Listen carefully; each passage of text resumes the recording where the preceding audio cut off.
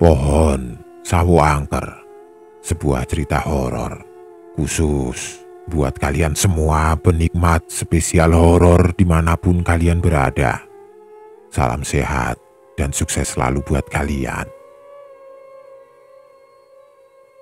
Malam itu, gerimis tipis tidak henti-hentinya membasahi gubuk reot Pak Ujang. Suara rintik hujan yang jatuh di atap seng bolong-bolong seolah ikut menyanyikan lagu kesedihan. Di dalam, hanya diterangi lampu teplok yang remang-remang. Cahayanya menari-nari di dinding bilik bambu menciptakan bayangan-bayangan panjang yang menari. Di atas dipan usang, terbaringlah Rangga, putra sematawayang Pak Ujang. Wajahnya pucat pasi, bibirnya kering pecah-pecah, dahi kecilnya dikompres handuk basah yang sudah hangat. Demam tinggi membuat tubuh mungil itu menggigil tidak terkendali. Setiap rintihan lirih yang keluar dari bibir Rangga seolah belati yang menghujam langsung ke hati Pak Ujang. Ia tidak bisa berbuat banyak, hanya bisa duduk di samping anaknya menatap nanar. Sepanjang malam, Pak Ujang tidak bisa memejamkan mata sedikit pun. Rasa kantuk yang luar biasa ia paksa usir. "Panas sekali, Nak," bisiknya lirih. Tangannya tidak henti mengusap kening putranya, merasakan suhu tubuh Rangga yang tidak kunjung turun. Sesekali, ia membisikkan doa-doa yang ia tahu, berharap panas itu segera turun, berharap Rangga bisa pulih seperti sedia kala. "Rangga, haus, Pak," rintih Rangga dengan suara serak. Cepat-cepat, Pak Ujang mengambil segelas air putih dan membantu putranya minum. "Minum pelan-pelan, Nak." Pikirannya melayang pada obrolan sore tadi dengan bidan desa. "Demamnya cukup tinggi, Pak Ujang. Harus segera diberi obat penurun panas yang kuat dan vitamin. Kalau sampai besok tidak turun, harus dibawa ke puskesmas lagi," kata bidan Aminah dengan nada khawatir. Mengingat itu, hati Pak Ujang semakin mencelos. "Bapak janji, Nak," bisiknya lagi. Suaranya parau dan penuh keputusasaan. "Besok kita beli obat yang paling bagus ya. Kamu harus segera sembuh." Namun, ia sendiri tidak yakin dari mana uang itu akan datang. Kantongnya kosong melompong, bahkan untuk sekedar membeli beras pun ia harus berhutang pada tetangga. Malam tanpa tidur, ditambah beban pikiran yang menggunung akan biaya pengobatan Rangga yang terus membayangi, membuat seluruh tubuh Pak Ujang terasa remuk redam. Tulang-tulangnya serasa ngilu, matanya perih dan berat. Namun demi sang putra satu-satunya ia harus kuat. Ia harus berjuang lebih keras lagi esok hari meskipun ia tahu tenaganya sudah terkuras habis malam ini. Pagi menjelang. Cahaya matahari pagi menyelinap masuk lewat celah dinding gubuk. Panas di dahi Rangga memang sedikit mereda. Namun tubuh Pak Ujang terasa seperti dihantam batu berkali-kali. Setiap persendiannya linu dan kantuk menyerang hebat, membuat matanya terasa sangat berat. Rasanya ingin sekali ia merebahkan diri dan terlelap. Namun gerobak ciloknya sudah menanti di halaman dan hari ini ia harus menghasilkan banyak uang. Obat untuk Rangga tidak bisa ditunda. Dengan langkah gontai, Pak Ujang mendorong gerobaknya menyusuri jalanan kampung yang mulai ramai. Sesekali ia menguap lebar mencoba mengusir rasa kantuk yang membandel. Kepalanya terasa pening. Sisa-sisa begadang semalam masih terasa. "Mang Ujang, hari ini mangkal di mana?" sapa seorang ibu langganan yang sedang menjemur pakaian, suaranya ceria. Pak Ujang memaksa sebuah senyum tipis. "Di dekat lapangan saja, Bu. Ramai di sana. Lumayan kalau ada rezeki lebih." Ia tahu betul, lapangan sepak bola kampung itu memang selalu menjadi magnet. Dari pagi hingga sore tidak pernah sepi. Sore hari, anak-anak muda bermain bola, ibu-ibu berolahraga, dan para bapak-bapak berkumpul ngopi di warung dekat situ. Artinya, dagangan ciloknya akan laris manis. Namun, di salah satu sudut lapangan itu, berdiri kokoh sebuah pohon sawo tua yang sangat besar dan rindang. Batangnya yang besar, kulitnya yang keriput, dan dahan-dahannya yang menjulur panjang, seolah menjadi saksi bisu ribuan tahun. Pohon itu terkenal angker. Cerita-cerita tentang penunggu pohon sawo, sesosok genderuwo berbulu lebat dan bermata merah, sudah menjadi legenda di kampung itu. Tidak ada yang berani mangkal di bawahnya, apalagi saat senja mulai datang. Pak Ujang tahu betul cerita itu, sering kali ia dengar dari obrolan warung kopi. "Jangan dekat-dekat pohon sawo itu, Mang Ujang," pesan Bu Tejo, seorang tetangga yang kebetulan lewat sambil menenteng keranjang belanja. Wajahnya menunjukkan kekhawatiran. "Angker tempatnya, banyak yang bilang sering lihat penunggunya muncul kalau sudah sore, Mang."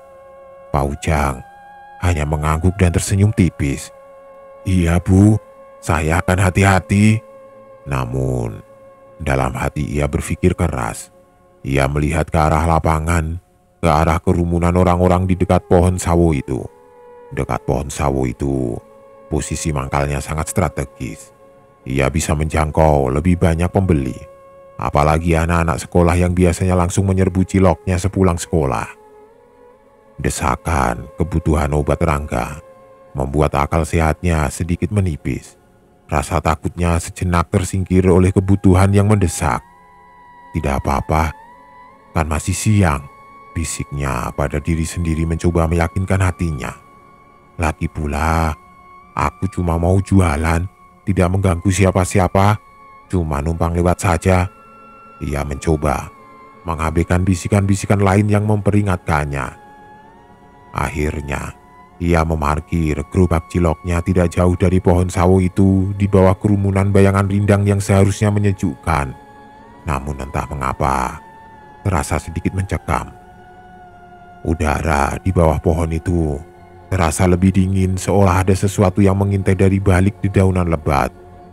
Sebuah keputusan yang diambil di tengah keputusasaan yang akan membawa Pak Ujang pada pengalaman yang tidak pernah ia bayangkan. Siang berganti sore. Mentari mulai condong ke barat. Sinarnya tidak lagi terik menusuk kulit, digantikan semilir angin yang membawa aroma tanah basah. Dagangan Pak Ujang lumayan laris. Dari pagi hingga menjelang sore, gerobak ciloknya tidak henti diserbu pembeli. Anak-anak yang bermain bola di lapangan menyerbu, berteriak riang meminta cilok dengan saus pedas. Para ibu yang berolahraga sore juga tidak ketinggalan mampir sejenak untuk mencicipi cilok hangat. "Mang, ciloknya enak sekali," puji seorang anak dengan mulut penuh. Pak Ujang tersenyum lebar. Meski senyum itu terasa berat, senang hatinya melihat dagangannya laku, uang yang terkumpul bisa untuk membeli obat Rangga. Namun, kelelahan semalam suntuk menunggui Rangga yang sakit kini mulai menuntut balas dengan kejam. Kantuk yang luar biasa menyerang Pak Ujang, seolah ribuan beban ditarik ke kelopak matanya. Beberapa kali ia menguap lebar, mulutnya terbuka tidak terkontrol dan matanya terasa sangat berat, perih, seperti tidak pernah terpejam. "Sudah mau maghrib, Mang," kata seorang pembeli terakhir, seorang pemuda yang baru selesai bermain bola. Ia mengambil sisa cilok di mangkoknya. "Sebentar lagi sepi nih, Mang. Baiknya segera beres-beres." Pak Ujang hanya mengangguk. Senyum dipaksakan. "Iya, Nak. Ini baru mau dibereskan." Ia memang berniat membereskan dagangannya setelah pembeli terakhir ini pergi. Ia sudah membayangkan kembali ke gubuknya beristirahat dan melihat Rangga sudah lebih baik. Namun, setelah pembeli itu berlalu dan menjauh, kesunyian mulai merayap di seluruh area lapangan. Lapangan yang tadinya ramai dengan suara tawa anak-anak dan sorakan pemain bola kini mulai kosong. Hanya tersisa beberapa anak terakhir yang bergegas pulang. Suara riuh mereka menghilang di telan senja. Pak Ujang menyandarkan punggungnya ke gerobak ciloknya yang dingin. Ia menghela nafas panjang mencoba mengusir kantuk. Ah, cuma sebentar saja, pikirnya. Ia hanya ingin memejamkan mata sejenak, melepas lelah sebelum membereskan semuanya. Angin semilir dari bawah pohon sawo terasa begitu sejuk, membelai wajahnya dan entah mengapa terasa begitu mengundang kantuk. Desir dedaunan di atasnya, seolah menjadi lagu pengantar tidur. Dan dalam sekejap, tidak sampai 5 menit Pak Ujang pun terlelap. Sebuah tidur yang dalam, tidur yang membalas dendam atas malam tanpa tidurnya. Tidur yang menyeretnya ke dalam kegelapan pekat. Tidak menyadari bahwa ia telah membiarkan dirinya terperangkap di bawah bayangan pohon angker itu saat waktu mulai berpindah tangan dari senja ke malam.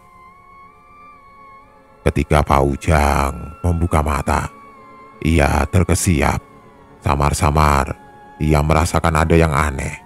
Langit sudah gelap gulita, pekat, tanpa ada lagi semburat oranye atau merah dari senja yang seharusnya baru berlalu. Hanya kegelapan pekat yang menyelimuti seluruh area lapangan. Lampu-lampu jalan belum menyala, menambah kesan mencekam yang mencengkram. Ia buru-buru menatap jam tangannya dan seketika matanya membelalak lebar. Pukul 8 malam. Bagaimana bisa ia tertidur selama itu? Panik menyeruak. Ya ampun, Rangga, bisiknya lirih. Teringat putranya di rumah. Hawa dingin yang menusuk tulang segera menyadarkannya bahwa ia tidak sendirian di bawah pohon sawo ini.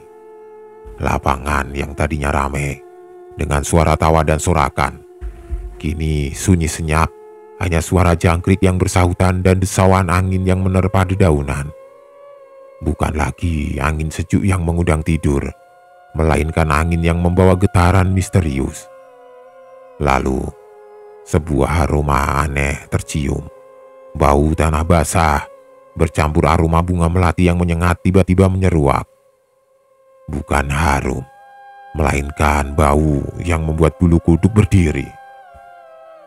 Jantung Pak Ujang berdebar kencang, memukul-mukul dadanya seperti genderang perang. Ia segera meraih senter kecil di gerobaknya yang tadi ia lupa matikan dan menyalakannya. Sinar senter yang lemah itu menari-nari di antara bayangan pepohonan besar menciptakan ilusi-ilusi menyeramkan yang bergerak-gerak. Setiap bayangan seolah-olah adalah sosok yang mengintai. Tiba-tiba, ia mendengar suara langkah kaki mendekat, sangat berat dan menyeret, seolah ada beban besar yang diangkut. Suara itu semakin lama semakin jelas, langkah demi langkah. Lalu, sebuah suara parau dalam menggelegar memecah keheningan malam yang mencekam. Cilok! Suara itu terdengar sangat dekat, seperti berada tepat di belakang gerobaknya. Pak Ujang nyaris melompat dari tempatnya. Keringat dingin langsung membanjiri seluruh tubuhnya. Dengan tangan gemetar, ia mengarahkan senternya ke arah suara itu. Dari balik kegelapan di bawah rindangnya pohon sawo, perlahan muncul sesosok bayangan tinggi besar, menjulang hingga nyaris menyentuh dahan tertinggi pohon. Tubuhnya diselimuti bulu lebat, hitam, kelam, seolah terbuat dari malam itu sendiri. Matanya merah menyala seperti bara api di kegelapan, memancarkan aura kegelapan yang menakutkan. Wajahnya menyeramkan, dengan taringnya yang panjang dan tajam, mencuat dari mulutnya yang sedikit menganga, dan kuku-kukunya yang runcing, seperti cakar binatang buas. Sosok itu, dengan wujudnya yang mengerikan, adalah genderuwo, makhluk yang selama ini hanya ia dengar dalam cerita-cerita seram di kampung. Pak Ujang tidak bisa bergerak, tubuhnya kaku, kakinya seolah terpaku di tanah. Senter di tangannya bergetar hebat. Genderuwo itu melangkah mendekat, perlahan namun pasti. Setiap langkahnya terasa seperti dentuman di dada Pak Ujang. Bau busuk yang sangat menyengat seperti bangkai yang membusuk mengikutinya, membuat Pak Ujang mual dan ingin muntah. Makhluk itu berhenti tepat di depan gerobak cilok Pak Ujang. Bayangan tubuh besarnya menutupi gerobak sepenuhnya. "Cilok, 1 porsi," ucap genderuwo itu dengan suara berat dan menyeramkan. Nafasnya yang berbau busuk menusuk hidung Pak Ujang. Mata merah menyalanya menatap tajam ke arah Pak Ujang seolah menuntut. Pak Ujang terdiam. Tubuhnya kaku, tidak bisa bergerak sedikit pun. Ia hanya bisa menatap genderuwo itu dengan mata terbelalak ketakutan. Lidahnya keluh, tidak mampu mengeluarkan suara. Keringat dingin mengucur deras di seluruh tubuhnya membasahi pakaiannya. Ia tahu, ia telah melakukan kesalahan besar. Pak Ujang tidak sanggup bersuara. Tenggorokannya tercekat, bahkan untuk menarik nafas pun terasa sulit. Seluruh tubuhnya mengeras kaku, apalagi bergerak. Ia hanya bisa menatap sosok genderuwo di depannya yang menjulang tinggi. Bayangannya menelan kegelapan di sekitarnya. Taringnya yang panjang dan kuku-kuku runcing di jari jemari besarnya tampak mengerikan di antara remang cahaya senter. Bau busuk yang terpancar dari makhluk itu semakin menyengat, membuat perutnya bergejolak dan ingin muntah. Genderuwo itu mengulurkan tangan berbulu lebatnya ke arah gerobak cilok.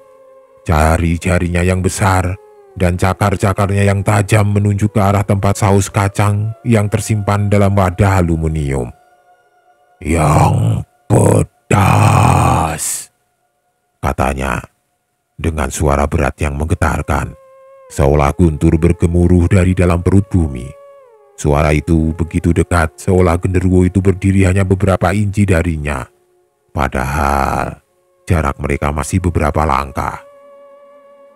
Tiba-tiba, dari atas pohon sawo yang rindang dan gelap, terdengar sebuah suara cekikikan perempuan melengking tinggi namun syarat aura kejahatan. Suara itu disusul dengan desahan-desahan aneh, seperti rintihan kesakitan yang bercampur dengan tawa gila, seolah ada yang sedang menangis atau tertawa secara bersamaan. Bulu kuduk Pak Ujang meremang hebat, berdiri tegak dari leher hingga punggungnya. Ia tahu genderuwo itu tidak sendirian. Ada entitas lain di sana mengintai dari kegelapan.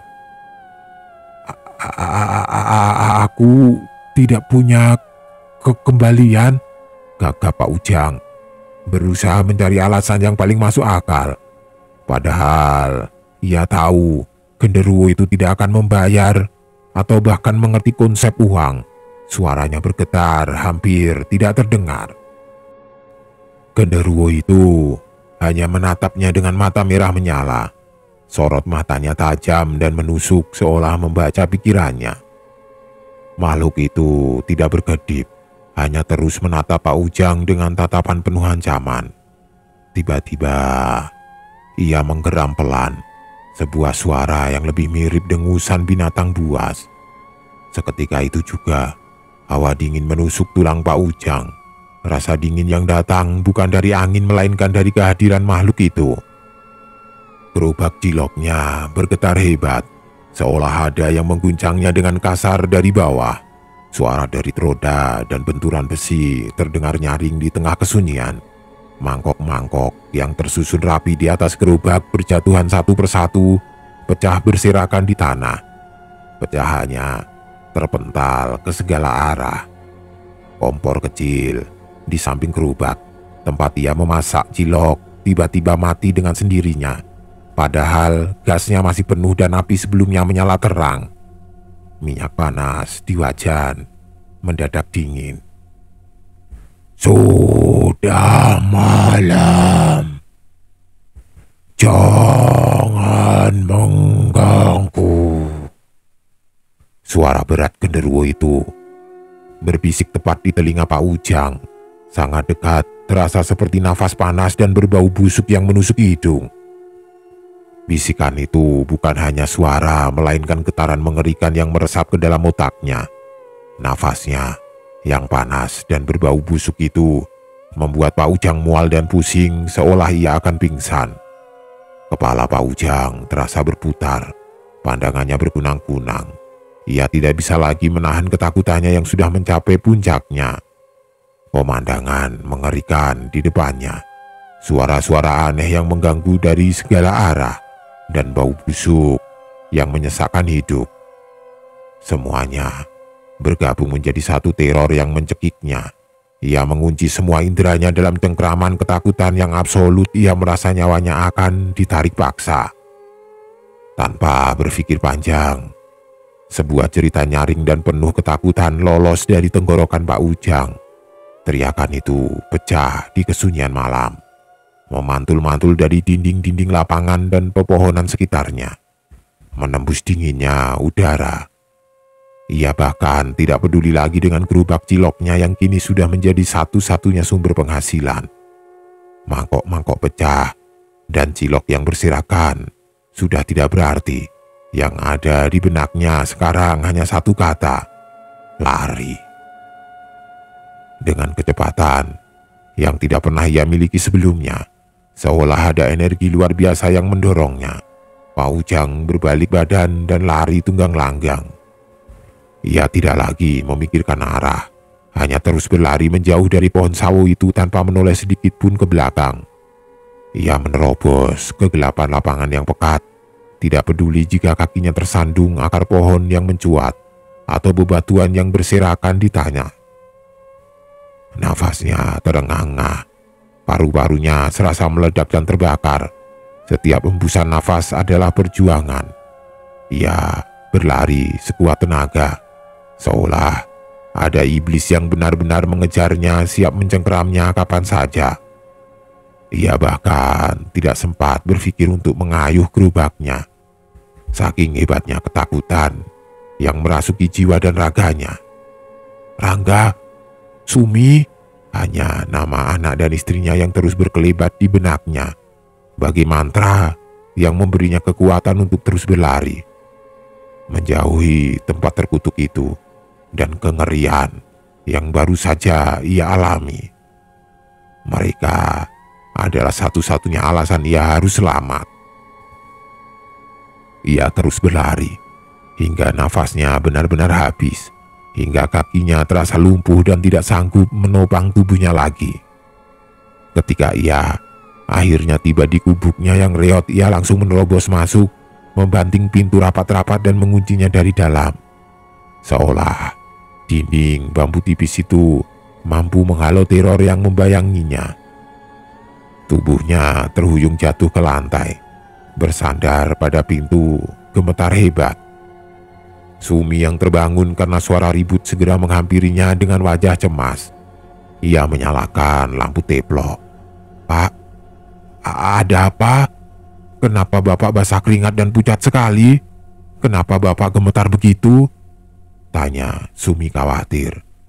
Suaranya dipenuhi kepanikan melihat kondisi suaminya yang sangat kacau. Pak Ujang tidak sanggup menjawab. Lidahnya keluh, tenggorokannya masih tercekat oleh ketakutan. Ia hanya bisa memeluk erat Sumi dan Rangga yang ikut terbangun, membenamkan wajahnya di bahu istrinya berusaha mencari perlindungan. Tubuhnya masih gemetar hebat, seolah listrik mengalir di sekujur tubuhnya. Malam itu, ia tidak bisa tidur lagi. Setiap kali ia memejamkan mata, bayangan genderuwo dengan mata merah menyala dan suara-suara horor yang ia dengar terus menghantuinya, memenuhi benaknya dengan kengerian. Sejak kejadian mengerikan itu, Pak Ujang tidak pernah lagi berani mendekati lapangan sepak bola itu saat malam hari, apalagi mangkal di bawah pohon sawo angker itu. Bahkan melintas di dekatnya saja siang hari pun, ia selalu mempercepat langkah. Gerobak ciloknya tertinggal di sana, menjadi saksi bisu malam itu. Pagi harinya, Beberapa warga yang menemukan gerobak Cilok itu dalam keadaan rusak, mangkok pecah dan Cilok berserakan hanya bisa menggelengkan kepala penuh pertanyaan. Mereka tahu Pak Ujang telah mengalami sesuatu yang tidak biasa di bawah pohon sawo itu, meskipun tidak ada yang berani bertanya lebih jauh.